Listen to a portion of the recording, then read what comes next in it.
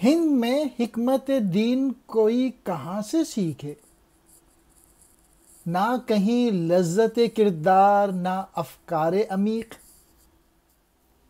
حلقہ شوق میں وہ جرت اندیشہ کہاں، آہ محکومی و تقلید و زوال تحقیق۔ اقبال کہہ رہے ہیں کہ ہند میں جو متحدہ پاکستان اور ہندوستان تھا، اس میں کہاں سے سیکھیں دانائی کی باتیں، کیوں جو اہل علم ہیں ان میں نہ تو کردار کی گہرائی ہے اور دین کے متعلق بھی علم جو ہے وہ سطحی سا ہے اور عمل بھی ان کا پختہ نہیں ہے۔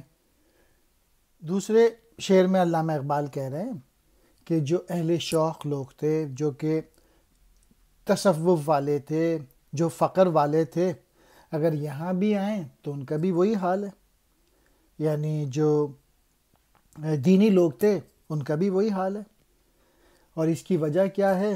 کیونکہ 200 سال سے مسلمان غلام رہے تھے، تو تحقیق تو یعنی دور کی بات ہے، صرف زوال ہی زوال نظر آ رہا ہے۔ گیلپ کی رپورٹ کے مطابق 75% لوگ پاکستان میں اپنی کورس کی کتاب کے علاوہ ایک کتاب باہر سے نہیں پڑھی ہے، اور کہتے ہیں یہ ہیں کہ زیادہ تر جو نالج ہے وہ سیلف ٹاٹ ہوتی ہے، کتابیں پڑھ کے انسان نالج حاصل کرتا ہے۔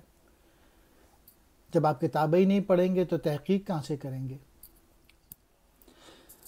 حکمت دین، دین کی حقیقت، لذت کردار، کردار کا مزہ، افکار عمیق، گہری فکریں، گہری سوچ بچار، غور کرنا، حلقہ شوق، دینی اور علمی حلقے، جرت اندیشہ، غور و فکر کرنے میں ہمت اور دلیری سے کام لینا، آہ افسوس، محکومی غلامی، تقلید کرنا، پیروی کرنا، زوال پستی، تحقیق، مسئلے کی تہ تک پہنچنا۔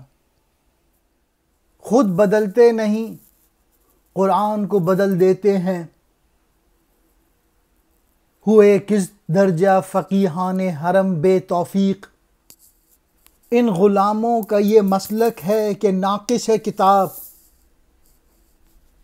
کہ سکھاتی نہیں مومن کو غلامی کے طریق۔ اقبال نے ان اشعار میں آج کے جو دینی عالم ہیں ان کو آڑے ہاتھوں لیا ہے کہ، اور ظلم کی بات تو یہ ہے کہ یہ علماء دین اپنے حالات بدلنے کی طرف تو آتے نہیں ہیں اور نہ ہی اس کی طرف مائل ہوتے ہیں۔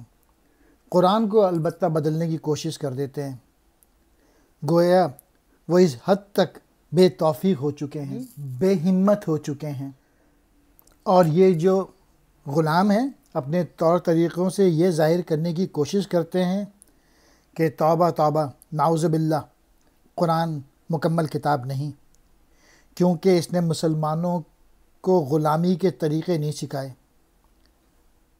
چونکہ ان غلاموں کو اپنی حالت بدلنے کی توفیق نہیں ہے، اس کے لیے ہمت چاہیے ہوتی ہے، تو انہوں نے قرآن سے غلامی کے جواز تلاش کرنے کی کوشش کی۔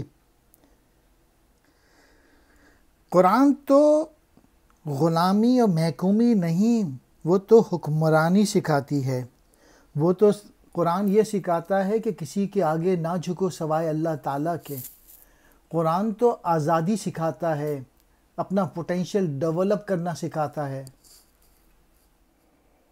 فقیہان حرم، وہ مسلمان عالم جو شرعی قوانین کے مطابق فتویٰ دیتے ہیں، بے توفیق، بے ہمت، کمزور، لاغر، مسلک رستہ، ناقص نقص والے، مومن سچا مسلمان، طریقہ اندازہ۔